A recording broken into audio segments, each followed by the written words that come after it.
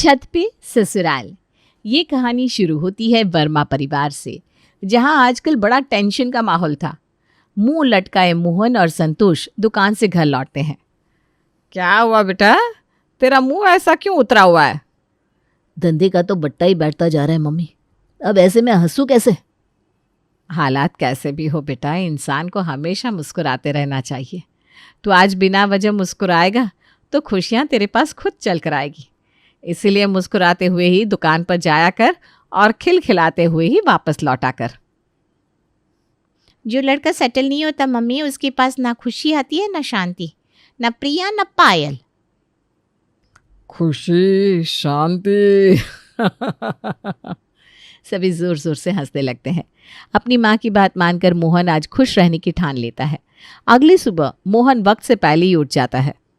अभी तो 7:30 ही बजे है, क्या करूँगा इतनी जल्दी दुकान पर जाकर? ग्राहक आते ही कहाँ? नहीं, ये क्या बोल रहा है मोहन? देख, आज तूने खुश रहने की सोची और तेरी आंख वक्त के पहले ही खुल गई। पहले दुकान जाएगा, सारे स्टॉक चेक कर सकेगा।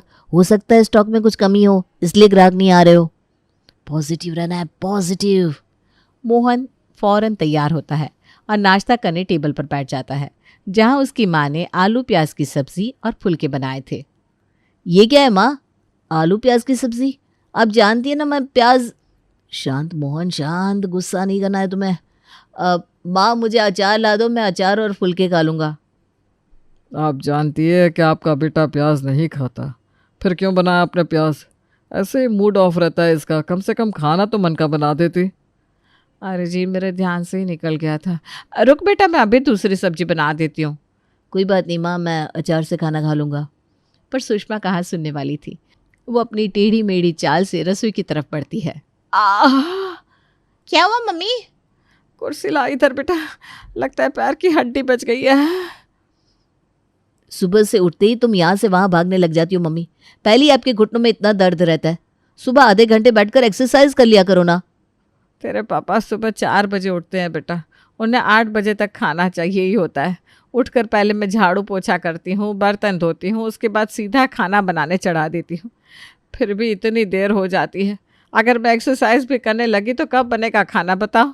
कैसे करूँ एक्सरसाइज? बहुत काम होते हैं बेटा सुबह सुबह।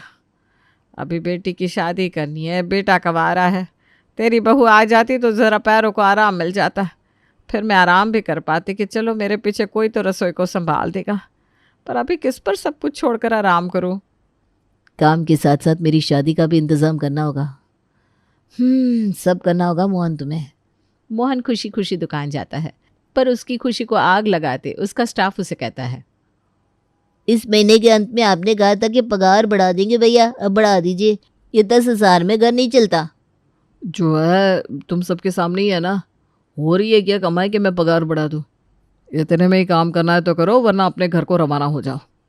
ऐसे ही 2 स्टाफ को आप निकाल चुके हैं, हमें भी आज नहीं तो कल निकाल ही देंगे। इससे अच्छा है कि हम खुद ही काम छोड़ दें। कल करे सो आज कर, आज करे सो अब। पल में दुकान ठप हो जाएगी। काम कैसे करेंगे? सामने की दुकान वाला हमें आगे से 15,000 दे रहा है, अगर ज़्यादा प्रेशर बनाया तो 17 तक भी दे देगा। चलते हम भैया, राम राम। और एक साथ मोहन की दुकान के 2 स्टाफ काम छोड़कर चले जाते हैं। पूरे 1 हफ्ते तक मोहन पॉजिटिव रहने की कोशिश करता है, पर काहे की पॉजिटिविटी उसके काम आती। उसके हालात इतने ख़राब हो जाते हैं कि अब घर खर्च तक के भी पैसे बचना मुश्किल हो जाता है। तेरे लिए एक रिश्ता आया है बेटा, बोल करेगा शादी? लड़की ले तो आऊँगा पापा, पर उसे खिलाऊंगा क्या? शादी तो बाद की बात है, पहले खर्च का सोचते हैं। दुकान अच्छी नहीं चल रही, अब दुकान पर निर्भर रहने से कुछ नहीं होने वाला। इसलिए मैंने एक उपाय निकाला है। एक कस्टमर आज माल लौटाने आया था, उसे एक घर की तलाश है। घर मतलब पूरा का पूरा घर, हॉल, बाथरूम, किचन, एक फ्लोर समझ लीजिए, सिर्फ 2 कमरे नहीं। तो मैं सोच रहा हूँ क्यों ना हम अपने घर के इस फ्लोर को किराए पर लगाकर खुद छत पर शिफ्ट हो जाए। छत पर कमरे ही कितने हैं? गिनकर 2 कमरे हैं भैया, कैसे होगा सब मैनेज? फिर आपकी शादी होगी, भाभी आएगी, वो कहाँ रहेगी? अरे किराएदार आएंगे तो किराया देंगे ना, फिर एक कमरा और बन जाएगा ऊपर। ऐसे भी कौन सी मेरी शादी कल ही हो रही है, पूरे 25,000 देने को तैयार है वो लोग। ये मौका गंवाना मुझे तो सही नहीं लगता। अब घर के खर्चे किराए से निकलने लगेंगे तो मैं कहीं और दिमाग लगा पाऊंगा, वरना मेरा ध्यान इन्हीं सब में लगा रहेगा, कोई नया काम भी नहीं कर पाऊंगा मैं। तेरी प्रॉब्लम तो मैं समझ रहा हूँ बेटा, ऐसे में सबसे ज़्यादा बोझ घर खर्च का ही हो जाता है। ठीक है, फिर नीचे के हिस्से को किराए पर लगाकर हम ऊपर शिफ्ट हो जाते हैं। और नीचे के फ्लोर को किराए पर लगवाकर मोहन अपने परिवार के साथ ऊपर शिफ्ट हो जाता है। वो कहते हैं ना, कभी कभी दोनों हाथ खाली रहते हैं और कभी कभी दोनों में एक साथ लड्डू आ जाते हैं। एक रात मोहन अपनी दुकान को बंद कर रहा था कि वहाँ महेश पहुँचता है। कुछ चाहिए क्या अंकल जी, दिखा दूँ आपको कुछ? मुझे जो देखना था मैंने देख लिया बेटा। सुबह दुकान पर कितने बजे आते हो? 10 बजे तक आ जाता हूँ, पर आपको अगर उससे पहले माल चाहिए तो मैं पहले आ जाऊँगा। महेश मोहन से कुछ नहीं कहता और अगली सुबह 11 बजे अपने परिवार के साथ मोहन की दुकान पर ही उसके रिश्ते की बात करने पहुंच जाता है। अरे भाई साहब, आपने तो मेरा बोझ हल्का कर दिया। लोगों को बेटियों की शादी की फिक्र रहती है, मुझे अपने बेटे की थी। क्योंकि दुकान के अलावा ना ये कहीं आना जाना करता है, ना किसी से मिलता है। कहाँ से ऐसे में लड़की मिलती इसे? यही चीज़ तो मुझे मोहन बेटा की पसंद आ गई। लड़की का बाप हूँ, सब खबर पहले ही निकाल लिए मैंने। ये कहकर महेश मोहन के हाथ में शगुन दे देता है और रिश्ता पक्का कर लेता है।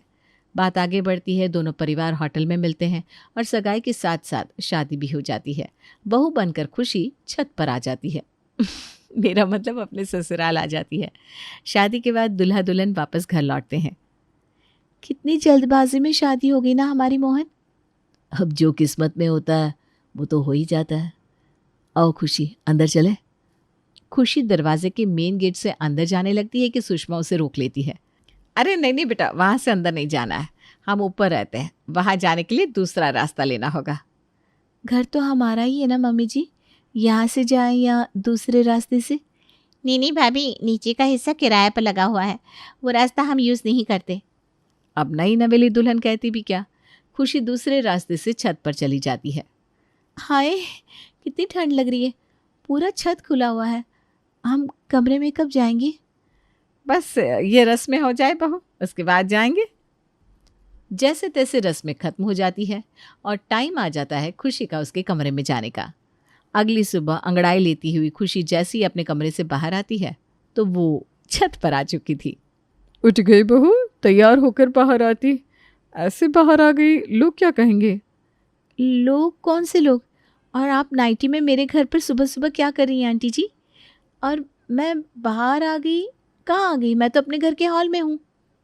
खुशी अपनी आंखें मसलती हुई आसपास देखती है कि वो तो छत पर खड़ी हुई है। तू अपनी छत पर है बहू और मैं अपनी छत पर। अरे हाँ, मैं भूल गई थी। खुशी वापस अंदर जाती है और तैयार होते हुए कुछ न कुछ बड़बड़ाती जाती है। ये कैसा ससुराल हुआ भला? अंगड़ाई लेते हुए आदमी टेरेस पर पहुंच गया। मैं तो जल्दी उठी थी कि कोई जाग ना जाए तो कॉमन वॉशरूम यूज़ कर लूँ। अब इतने के लिए तैयार होना पड़े तो क्या ही प्राइवेसी। वो तो अच्छा है विमला चाची थी छत पर, चाचा जी होते तो जी ही खट्टा हो जाता। ये क्या तब से खुद से बातें कर रही है खुशी? कुछ नहीं मोहन जी, हमारे कमरे से जो अटैच बाथरूम है वो इंडियन है और मुझे वेस्टर्न में जाने की आदत है जो कि बाहर है, और वहाँ तक पहुँचने के लिए मुझे छत होकर जाना पड़ता है। पता है ऐसा क्यों किया हमने? क्योंकि इसी बहाने इंसान उठते ही कपड़े बदलेगा, जिससे शरीर का आलस भागेगा। 5 कदम चलेगा, उसके शरीर को सुबह की हवा लगेगी। सुबह सुबह हरियाली देखना, थोड़ा चलना शरीर के लिए इतना अच्छा होता है, खास करके वेट लॉस के लिए। पर ये आपको वक्त के साथ समझ में आएगा। बाद में आप खुद कहेंगे थैंक यू मोहन जी। मोहन एक व्यापारी था, ग्राहक का दिमाग कैसे घुमाना है उसे अच्छी तरह आता था और ऐसे ही वो खुशी के दिमाग को घुमा देता है। बहू की मुंह दिखाई के लिए मेहमान आकर छत पर डेरा जमा लेते हैं। अरे बड़ी देर कर दी विमला, तुम तो पहले आ जाती, ये घर तुम्हारा भी तो है। करना ही क्या था तुम्हें, उस छत से इस छत पर छलांग लगानी थी। अरे सुषमा, क्या बताऊँ, इतना काम रहता है कि काम ख़त्म हो तब तो छलांग लगाओ। इतनी हड़बड़ी में अपने बेटे और पति का खाना बनाया मैंने कि अपना ही बनाना भूल गई। अब मुंह दिखाए के साथ साथ बहू के हाथ का खाना भी खाकर जाऊंगी मैं। क्यों नहीं चाची जी, मैं भी खाना बना देती हूँ। खुशी रसोई में जाती है और सभी मेहमानों के लिए खाना तैयार करती है, पर छत तो खुला हुआ था, धूल मिट्टी से कब तक बचता। खुशी खाना छत पर ही रखे टेबल पर लगाती है, तभी उड़ता हुआ एक पत्ता जाकर खाने में गिर जाता है। संतोष की बहू, ये क्या है? मेरा ही खाना मिला था क्या बर्बाद करने के लिए? शादी के वक्त भी जब मेरा नंबर आया तब पानी पूरी ख़त्म हो गई थी, और यहाँ देखिए पत्ते के साथ खाना कौन परसता है? खाने में पत्ता कहाँ है आंटी जी, दिखाइए। अच्छा ये तो पीपल का पत्ता है आंटी जी। एक्चुअली खुशी ने खाना बनाने का कोर्स फॉरेन में किया था। वहाँ पर ना ऐसे ही पेड़ के पत्तों को खाने को सजाने के लिए इस्तेमाल किया जाता है।